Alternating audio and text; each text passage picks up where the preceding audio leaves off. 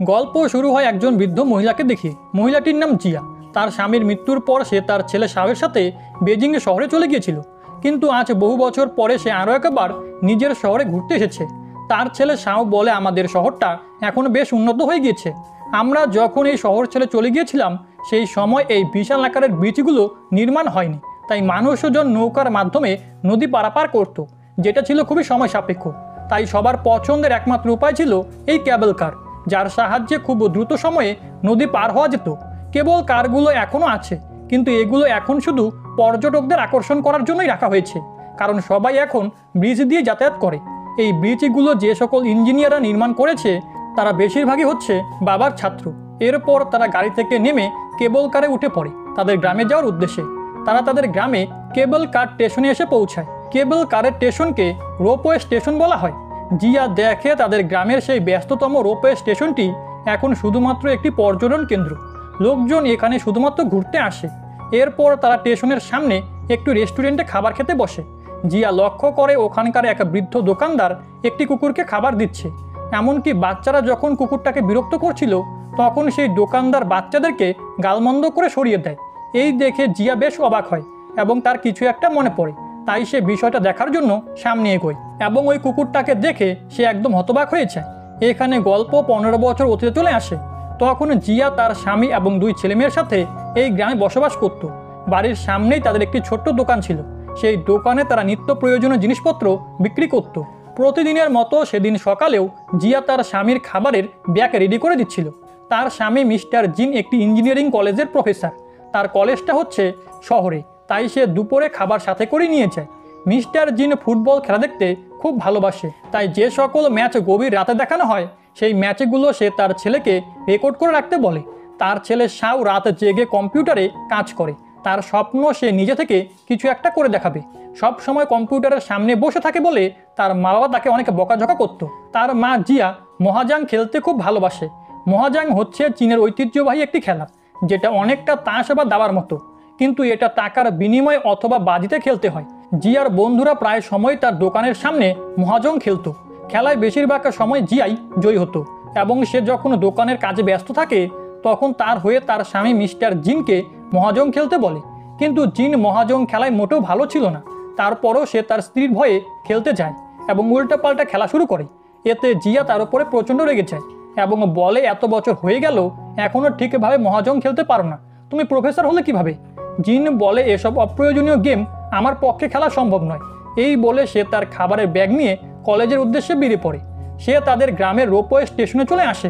প্রতিদিনের মতো সে স্টেশনের নিউজ পেপার বিক্রেতার কাছ থেকে পেপার নেয়। এরপর টিকিট কেটে কেবল কারে উঠে পড়ে। কেবল কারের সাহায্যে নদী পার হয়। এরপর সে তার কলেজের গাড়িতে ওঠে। এই গাড়িটি দিয়ে শুধুমাত্র কলেজের প্রফেসররাই যাতায়াত করে। অপূর্ব সুন্দর প্রকৃতির মধ্য দিয়ে গাড়িটি সামনে এগিয়ে যায়। মিস্টার জিন তার ব্যাগ থেকে জিয়ার দেওয়া খাবারগুলো বের করে এবং তার এক কলিগকে বলে, এই খাবারগুলো তুমি নিয়ে যাও। তখনই গাড়ির ড্রাইভার সজোরে ব্রেক করে। কি হয়েছে তা দেখার জন্য জিন গাড়ি থেকে বের হয়। সবাই বলে গাড়ির সামনে একটি কুকুর ছানা চলে এসেছিল, অল্পের জন্য বেঁচে গিয়েছে। এখনও ছানাটি গাড়ির নিচ থেকে বের হচ্ছে না। তাই সে গাড়ির দিকে উঁকে দিতেই একটি কুকুর ছানা দেখতে পায়, যেটা প্রচণ্ড ভয় পেয়েছিল। সেটাকে বের করার জন্য সে একটি ফন্দি আঁটে। সে তার খাবারের ব্যাগটা নিয়ে আসে। খাবারের লোভ দেখিয়ে ছানাটাকে বের করে আনবে। প্রথমে সে একটি প্যাকেট খোলে, দেখে খাবারের বদলে কাগজ রয়েছে। এই দেখে তার কলিগরা হাসাহাসি করে। এখান থেকে আমরা বুঝতে পারি জিনের স্ত্রী জিয়া ছিল খুবই আনমোড়া এবং তার রান্নাও ছিল যথেষ্ট বাজে। এরপর জিন আরেকটা প্যাকেট খুলে খাবার বের করে এবং কুকুর ছানাটাকে ডাকতে থাকে, কিন্তু ছানাটা পিছনে সরে যায়। জিন বুঝতে পারে খাবারটা কুকুর ছানাটার মুখের তুলনায় বেশ বড়, তাই সে খাবারটাকে ছোট্ট টুকরো করে। এবার কুকুর ছানাটি খাবার খেতে আসে। এই সুযোগে সে ওটাকে ধরে ফেলে এবং তার কলিগদেরকে জিজ্ঞেস করে আশেপাশে কোনো কুকুরের ফার্ম আছে কিনা। এই কুকুর ছানাটা বোধহয় কোনো ফার্ম থেকে ছুটে এসেছে।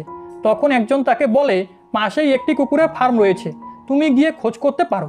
ততক্ষণে আমরা গাড়িটি ঠিক করার চেষ্টা করছি। অর্থাৎ সজোরে ব্রেক করার ফলে গাড়িটিতে কিছু একটা সমস্যা হয়েছে। জিন কুকুর ছানাটাকে তার বাসস্থানে ফিরিয়ে দেওয়ার জন্য নিয়ে যায়, কিন্তু সেখানে কুকুরের ফার্ম বা কোনো মানুষজনই ছিল না। তাই সে কুকুর ছানাটাকে নিয়েই ফিরে আসে। ড্রাইভার তাকে বলে, এটাকে ফিরিয়ে দেওয়ার দরকার নেই, আপনি এটাকে রেখে দিন। এই বলে তারা আবারও যাত্রা শুরু করে। জিন তার কলিগদেরকে বলে, আমার স্ত্রী মোটেও কুকুর পছন্দ করে না, তাই আমি চাইলেও এটাকে বাড়ি নিয়ে যেতে পারবো না, তোমরা এটাকে বাড়ি নিয়ে যাও। কিন্তু সবাই মানা করে দেয়, বলে তাদের বাড়িতে অলরেডি পর্যাপ্ত পরিমাণ কুকুর বিড়াল রয়েছে, তাই তারা এটাকে নিতে পারবে না। এরপর তারা কলেজে এসে পৌঁছায়। জিন কুকুর ছানাটাকে ব্যাগের মধ্যে রেখেছিল, কিন্তু সেটা ব্যাগের মধ্য থেকে বেরিয়ে আসে। স্টুডেন্টরা তার ব্যাগের মধ্যে কুকুর দেখতে পেয়ে বেশ অবাক হয়। সে তার অফিস রুমে এসে ব্যাগটাকে নিচে রাখে এবং সেটাকে বলে কোনো আওয়াজ করবে না, চুপচাপ এখানে বসে থাকবে, আমি কিছুক্ষণের মধ্যে ফিরে আসবো। এই বলে সে টিচার্স মিটিংয়ে চলে যায়। সে যাওয়ার সাথে সাথেই কুকুর ছানাটা ব্যাগ থেকে বেরিয়ে পড়ে এবং এদিকে সেদিকে ছোটাছুটি করতে থাকে। অন্যদিকে মিস্টার জিনের কিছুতেই মিটিংয়ে মন বসছিল না। সে ভাবছিল কুকুর ছানাটাকে যেন কেউ দেখতে না পায়, তাই সে জলদি বের হওয়ার জন্য তার এক কলিগকে বলে তার প্রেজেন্টেশনটা যেন সে দিয়ে দেয়। কিন্তু তার কলিগকে বলে সে নিজের প্রেজেন্টেশন নিয়েই টেনশনে আছে, জিনের প্রেজেন্টেশন সে দিতে পারবে না। তাই জিন প্রেজেন্টেশন না দিয়েই তার তৈরি পেপারসগুলো জমা দিয়ে চলে যায়। তার কলিগরা পেপারসগুলো দেখে তার কাজের প্রশংসা করে এবং বেশ অবাক হয়। কিন্তু তারা সবচেয়ে বেশি অবাক হয় যখন তারা দেখে মিস্টার জিন শেষ পৃষ্ঠায় একটি কুকুর ছানার ছবি এঁকে রেখেছে। অন্যদিকে জিন অফিস রুমে ফিরে গিয়ে দেখে ব্যাগের মধ্যে কুকুর ছানাটি নেই। কিছুক্ষণ খোঁজাখুঁজির পরে রুমের এক কোণে সেটাকে দেখতে পায় এবং আদর করে কুকুর ছানাটিকে কুলে তুলে নেয়। অপরদিকে বাড়িতে জিয়া তার বন্ধুদের সাথে মহাজং খেলে বেশ কিছু টাকা জিতে নেয়। সে তার বন্ধুদেরকে বলে তার ছেলে শাও অনলাইনে ওয়েব ডেভেলপমেন্টের কাজ করে এবং খুব শীঘ্রই হয়তো সেই কোম্পানি তাকে পার্মানেন্ট জবের অফার করবে। কোম্পানিটি হচ্ছে বেজিং শহরে, তাই জবটা পেয়ে গেলে শাওকে বেজিং শহরে গিয়ে থাকতে হবে। তার বন্ধুরা বলে মিস্টার জিন হয়তো শাওকে অন্য শহরে গিয়ে থাকার পারমিশন দিবে না। অন্যদিকে মিস্টার জিন বাড়ি ফেরার পথে তাদের গ্রামের একটি স্ট্রিট ফুডের দোকানের সামনে দাঁড়ায়। লোকটি জিনকে দেখেই স্পাইসি চিকেন স্টক বানাতে শুরু করে এবং বলে বহু বছর হয়ে গেল, কিন্তু আপনি কখনোই এই খাবারটি নিতে ভুলেন না। জিন বলে এই খাবারটি সে তার ছেলের জন্য নিয়ে থাকে, কারণ তার ছেলে শাও স্পাইসি চিকেন স্টু খেতে খুব পছন্দ করে। এরপর সে বাড়িতে আসলে শাও এগিয়ে যায় তার ব্যাগটা নেওয়ার জন্য, কিন্তু সে তাকে চিকেন ধরিয়ে দেয় এবং সিঁড়ি দিয়ে চুপচাপ ওপরের ফ্লোরে চলে আসে। কুকুর ছানাটাকে কোথায় লুকিয়ে রাখবে তা ভাবতে থাকে। সে একটা ঝুড়ি বের করে এবং সেটাকে পরিষ্কার করে কুকুর ছানাটাকে তার মধ্যে বসিয়ে দেয়। এরপর সে চুপি চুপি কিচেনে আসে। কিচেন থেকে একটা বাটি চুরি করে সেই বাটিতে করে জল নিয়ে ওপরের ফ্লোরে চলে আসে। এসে দেখে কুকুর ছানাটা আবারও ঝুড়ির মধ্য থেকে বেরিয়ে গিয়েছে। সে ওই জলটা কুকুর ছানাটাকে খেতে দেয়। এরপর সেটাকে ঝুড়ির মধ্যে রেখে ঝুড়ির মুখটা ঢেকে দেয় এবং উঁকি মেরে দেখে কুকুরটা চুপচাপ শুয়ে আছে। কিন্তু সে যাওয়ার পরেই সেটা আবারও ঝুড়ি থেকে বেরিয়ে আসে এবং সিঁড়ি দিয়ে নিচে নামার চেষ্টা করে। তখন শাও তার বাবাকে বলে সে বেজিংয়ের একটি ওয়েব ডেভেলপমেন্ট কোম্পানির সাথে কাজ শুরু করতে চায়। যদি সে ভালো সার্ভিস দিতে পারে তাহলে তাকে পার্মানেন্ট জবের অফার করবে, তারপরে সে বেজিংয়ে শহরে গিয়ে থাকবে। ঠিক তখনই কুকুর ছানাটা সিঁড়ি থেকে পড়ে যায়। তার শব্দ পেয়ে জিন তার ছেলের কথা না শুনেই চলে যায় এবং সেটাকে যখন কোলে তুলে ওপরে যাচ্ছিল তখন শাও তাকে দেখে ফেলে।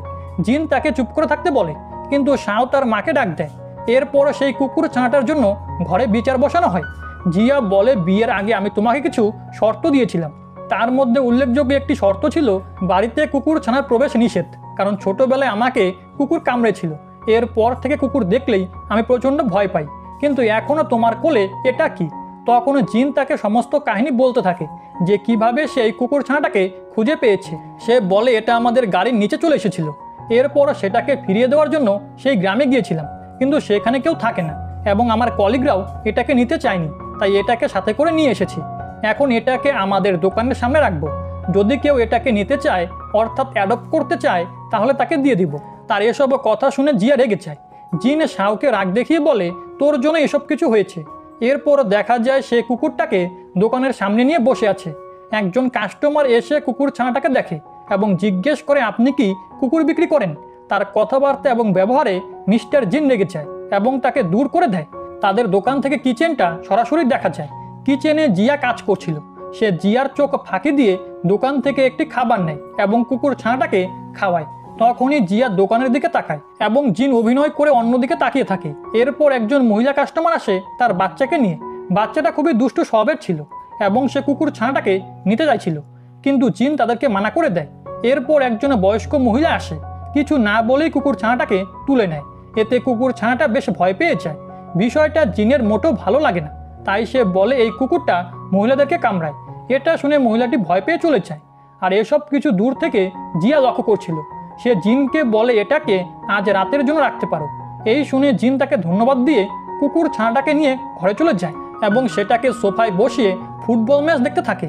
এরপর সে কুকুরটাকে ওপরের তলার ঝুড়ির মধ্যে নিয়ে রাখে এবং সেটাকে খেলার জন্য একটি পুতুল উপহার দেয় আর বলে জিয়ার অনুগ্রহে তুমি আজ রাতে এই বাড়িতেই ঘুমোতে পারবে, তাই দয়া করে আর কোনো দুষ্টুমি করবে না। এরই সাথে আজকের এই পার্ট এখানেই শেষ হয়ে যায়।